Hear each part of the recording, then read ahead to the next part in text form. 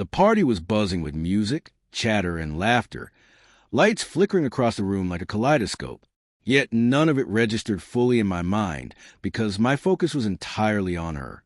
My wife, Sarah. From the moment she arrived, I noticed a change in her demeanor.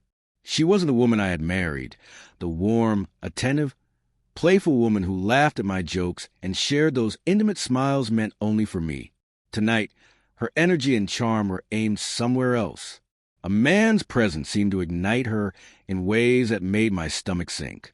Every tilt of her head, every subtle touch on his arm, every glimmer in her eyes felt like a quiet betrayal I couldn't ignore. Anger, disbelief, and hurt twisted in my chest, yet I stayed rooted, silently observing, letting her actions speak louder than words. The worst part was her smile. That smile, once reserved just for me, the one that made me feel loved and seen, was now given freely to him. I could see the warmth in her eyes, the playful curve of her lips, the soft laugh that seemed to enchant him completely. I tried to dismiss it, telling myself I was overreacting, that it was harmless flirtation. But the truth was undeniable. She was seeking someone else's attention with the kind of joy that had once been ours alone. Every gesture, every laugh, every flirtatious glance cut like a knife. The realization settled over me. She had chosen another man, at least for the night, and her actions would not go unnoticed. For several minutes, I stood back, watching quietly. I didn't yell. I didn't storm forward. I didn't make a scene. I let her arrogance and confidence take center stage while I assessed the situation. Around us, the crowd continued laughing and chatting, oblivious to the storm brewing. Yet I noticed subtle shifts, side glances, pauses, the faint curiosity of those closest who sensed something was off. Sarah, secure of her charm, thought she had the upper hand. She assumed she could flaunt her flirtation, entertain the crowd, and enjoy herself without consequences. But I had a plan, a calm, calculated approach that would turn her overconfidence into her undoing. Then she crossed the line, leaning closer than necessary, brushing her lips near his ear as she whispered something that made him laugh. I saw it all, the audacity, the reckless delight, the thoughtless abandon. My chest tightened, my mind raced, but I forced myself to remain calm. Any impulsive reaction would have fed her drama and squandered the opportunity to reveal the full weight of her actions.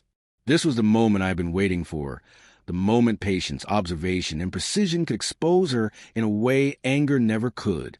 I stepped forward slowly, deliberately, letting the room feel the subtle shift in energy.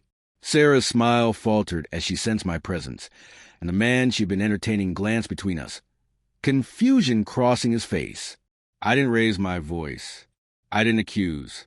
My calm demeanor, the quiet authority in my gaze, was enough to make her pause. The crowd began to notice. Whispers rippled, glances sharpened, and the air seemed to thicken, as if the universe itself held its breath, waiting to see what would happen next. I let her panic grow, letting the tension stretch and settle like the calm before a storm. The playful bravado she had counted on vanished as I subtly revealed what I knew, the messages, the secret late-night calls, the reckless pursuit of someone else's attention. The man's face shifted from amusement to disbelief as realization dawned. He had unknowingly been drawn into her deception. Sarah had assumed her charm could manipulate him, that her flirtation would entertain or impress.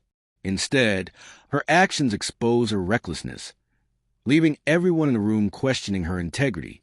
She tried to laugh it off, feigning playfulness, attempting to recover her image, but it sounded hollow and unconvincing. Every side glance, every whisper from the crowd reminded her that her power was gone. Her gestures, once tools of charm and control, now revealed vulnerability.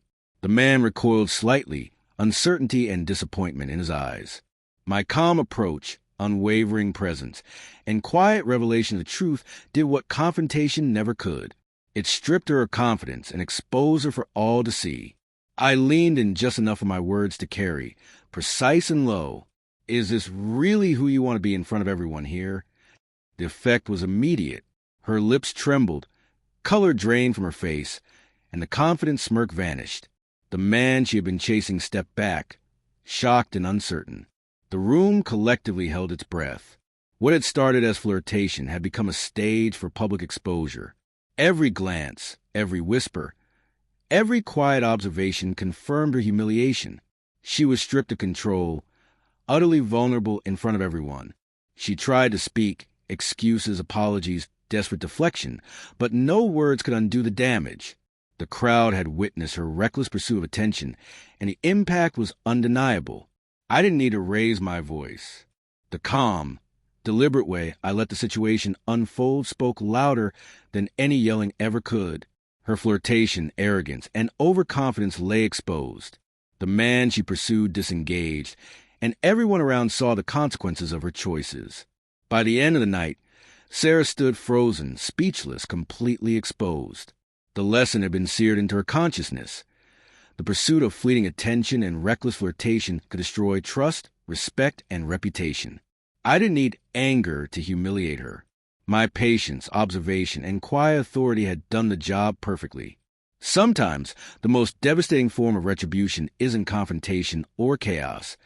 It's letting the truth unfold, measured and controlled, in front of witnesses. Tonight, in that crowded room, Sarah learned that lesson in the most public, unforgettable, and humiliating way imaginable.